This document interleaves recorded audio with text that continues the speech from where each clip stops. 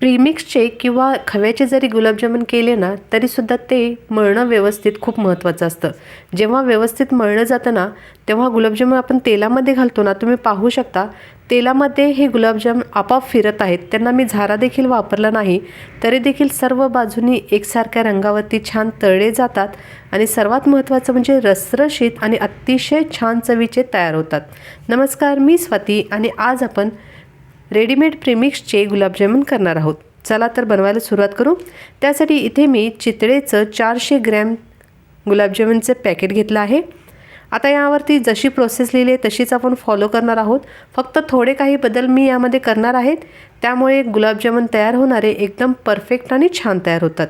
बऱ्याच जणांना प्रीमिक्सचे गुलाबजामुन करताना देखील काही अडचण येतात, जसं की गुलाबजामुन केल्यानंतर तेलामध्ये खूप डार्क रंगावरती तळले जातात किंवा पाकामध्ये घातल्यानंतर ते खूप असे फुटल्यासारखे होतात, गोलाकार व्यवस्थित राहत नाही किंवा पाक आतपर्यंत जात नाही.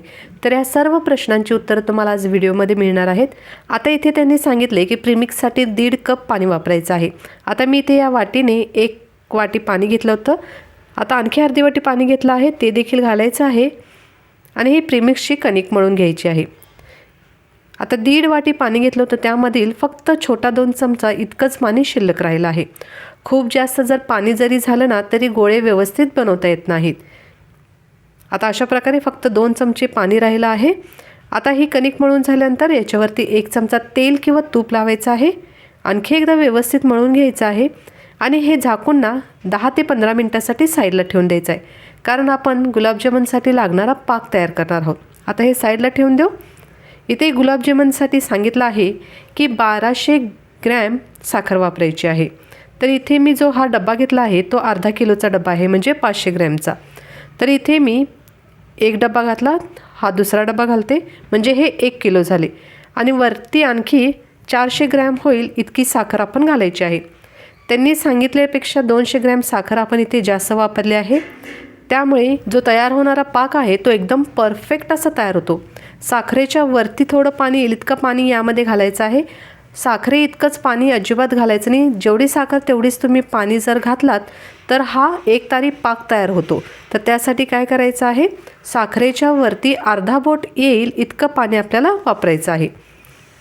गॅसवरती ठेवून उकळून घ्यायचं आहे. पूर्णपणे साखर विरघळल्यानंतर देखील 5-7 मिनटे हे गॅसवरती अशाच प्रकारे चालू ठेवायचं आहे. यामध्ये अर्धा चमचा वेलची पावडर घालायची आहे. वेलची पावडर घातल्यानंतर देखील व्यवस्थित मिक्स करून घेऊ. गॅसची फ्लेम ऑफ करून घ्यायची आहे आणि हे साईडला ठेवून देऊ. आता ही प्रीमिक्सची जी कणिक मळली होती ती देखील व्यवस्थित झाली आहे. याचे छोटे छोटे गोळे घ्यायचे आणि तळ हातावरती दाबून दाबून प्रेस करायचं. नंतरच त्याला अशा प्रकारे गोल आकार द्यायचा आहे. डायरेक्टच गोल आकार द्यायचा नाही, नाहीतर त्याला क्रॅक्स जातात, म्हणजेच त्याला चिरा जातात. तर तसं होऊ नये यासाठी काय करायचं आहे, तळ हातावरती चांगलं दाबून दाबून नंतर त्याला गोल आकार द्यायचा आहे. तुम्ही अशा पद्धतीने करू शकता किंवा एखादा सरफेस प्लेन असलेला, आता इथं मी प्लायवूडचं चॉपर घेतला आहे किंवा तुम्ही पळपूट घेऊ शकता, ताट घेऊ शकता. त्याच्यावरती अशा प्रकारे प्रेस करून करून रोल बनवायचा.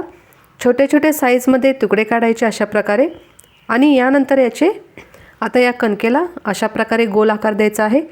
गोल आकारामध्ये तुम्ही बनवू शकता किंवा बाहेर बाजारात अशा प्रकारे उभ्या आकारामध्ये देखील गुलाबजामुन मिळतात. त्याच्यामध्ये पाक फक्त ओढून घेतलेला तेवढाच असतो, एक्स्ट्राचा पाक त्याला नसतो. अशा प्रकारे देखील या साईजमध्ये तुम्ही गुलाबजाम बनवू शकता. तर आता एकसारख्या आकारामध्ये हे गुलाबजाम बनवून झाले आहेत. तुम्हाला जर हवं असेल तर तळ हाताला तुम्ही तेल किंवा तूप लावून देखील एकसारखे गुलाबजाम बनवू शकता. फक्त बनवताना ना एकाच साईजमध्येच बनवा, त्यामुळे दिसतानाही छान दिसतात. चला तर आता गोळे तर थोडे बनवून झाले आहेत. बाकीचं कणिक आपण झाकून ठेवायचं आहे आणि हे गोळे तळून घ्यायचे आहेत. कढईमध्ये तेल घातलं आहे. तेलाचं टेम्परेचर देखील खूप महत्त्वाचं आहे. गॅस मध्यम आचेवरती चालू ठेवायचा आहे आणि तुम्ही पाहू शकता यामध्ये कणिक घातल्या तेलातून पटकन ती वर नाही आली, पण झारा लावल्या लावल्या लगेच ती वरच्या बाजूला उचलली गेली. परफेक्ट असंच तेलाचं टेम्परेचर आपल्याला हवं आहे. खूप जास्त गरम तेल अजिबात करायचं नाही, नाही तर खूप जास्त ते डार्क रंगावरती तळे जातात आणि आतून कच्चे राहतात. आता हे गोळे जेव्हा आपण तेलामध्ये सोडले तेव्हा तुम्ही व्हिडिओमध्ये पाहू शकता अजिबात तेल जास्त गरम नाही. आता याला छोटे छोटे बबल्स येतात आणि कढईमधून ना गोळे आपोआप वरती अंतराळी येतात. इतके छान हे गोळे तयार झाले आहेत. अगदी हलके फुलके तयार होतात. त्यासाठी जसं मी सांगितलं आहे तसे गोळे बनवताना अगदी प्रेस करून करून बनवा, त्यामुळे एकदम हलके फुलके असे हे गुलाबजामुन तयार होतात. तळताना फक्त झाऱ्याने अलगद अशा प्रकारे वरच्या बाजूने झारा फिरवायचा आहे. खूप खालीवर करून अजिबात गुलाबजामुन तळायचे नाहीत. आता तुम्ही पाहू शकता की हे गुलाबजामुनना आपोआप तेलामध्ये टर्न होत आहेत, म्हणजे फिरत आहेत. झारा न लावता देखील हे आपोआप गोल फिरत आहेत. इतकी छान ही कणिक मळली गेली होती. आता तुम्ही लक्ष देऊन पाहिलात तर तुम्हाला लक्षात येईल की गोळे जे आहेत ते तेलामध्ये आपोआपच गोल फिरत आहेत. तर त्यासाठी काय करायचं आहे, गोळे अगदी व्यवस्थित आणि छान बनवायचे आहेत. आता झाऱ्याने अशा प्रकारे गुलाबजामुनला वर खाली न करता फक्त अलगद वरच्या बाजूने झारा फिरवून हे तळून घ्यायचे आहेत. गॅस मध्यम आचेवरतीच ठेवायचा आहे, मोठा अजिबात करायचा नाही. अशा प्रकारे सोनेरी रंगावरती झाले ना की हे गुलाबजामुन आपण साईडला काढून घेऊ. आता मी तुम्हाला कट करून दाखवते. गॅस मध्यम आचेवरती ठेवून तेलामध्ये तुम्ही जर हे तळलात की एकदम परफेक्ट छान रंगावरती आतून एकदम छान स्पॉन्जी असे तयार होतात. आता तुम्ही पाहू शकता आतपर्यंत एकदम व्यवस्थित शिजले गेले आहेत. कुठेही कच्चा भाग अजिबात राहिला नाही. कितीही दाबून प्रेस केलं तरी त्याचा जो स्पॉन्जीपणा किंवा एकदम जे जाळी पडली आहे ती अजिबात तुटत नाही. तर अशा प्रकारे हे तयार झालं आहे. तेल जास्त तापलं गेलं असेल आणि त्यामध्ये जर गुलाबजामुन आपण बनवले तर काय होईल हे देखील मी तुम्हाला दाखवते. आता हे गुलाबजामुन तळण्यासाठी मी तेल खूप तापवलं होतं. त्याच्यामध्ये हे गुलाबजामुन पटकन तळले गेले. बाहेरून तर छान कलर आला, पण तुम्ही आतून पाहू शकता आतून एकदम कच्चे आहेत. तर असं होऊ नये यासाठी तेलाचं टेम्परेचर खूप महत्त्वाचं आहे. एकदा तुम्ही गुलाबजामुन त्यातून तळून काढलात ना की गॅस लो फ्लेमवरती करायचा आणि गुलाबजामुनचे दुसरे जे गोळे बनवून ठेवलेत ते तेलामध्ये सोडायचे. गॅस मध्यम आचेवरतीच चालू ठेवायचा आणि एकसारख्या रंगावरती हे छान असे तळून घ्यायचे आहेत. आता सर्वात महत्त्वाचा आणखीन एक स्टेप म्हणजे आता हे जे पाक तयार झालं आहे हे पातेल्यामध्ये आपण केलेलं आहे. पण पातेल्यामध्ये आपण गुलाबजामुन घालायचे नाहीत, तर एखादं असं पसरट भांडं घ्यायचं आहे. त्याच्यामध्ये हा सर्व पाक काढायचा आहे.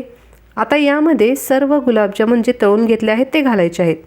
आता इथे तुमच्या लक्षात आलं असेल की मी गुलाबजामुन तळल्या तळल्या लगेच पाकामध्ये टाकले नाहीत, तर सर्व गुलाबजामुन एकत्र तळून घेतल्यानंतर सर्व गुलाबजामुन एकत्रितच यामध्ये टाकले आहेत. त्यामुळे काय होतं, एकसारखे गुलाबजामुन जे आहेत ते पाक व्यवस्थित ओढून घेतात, एकसारखे छान फुलतात.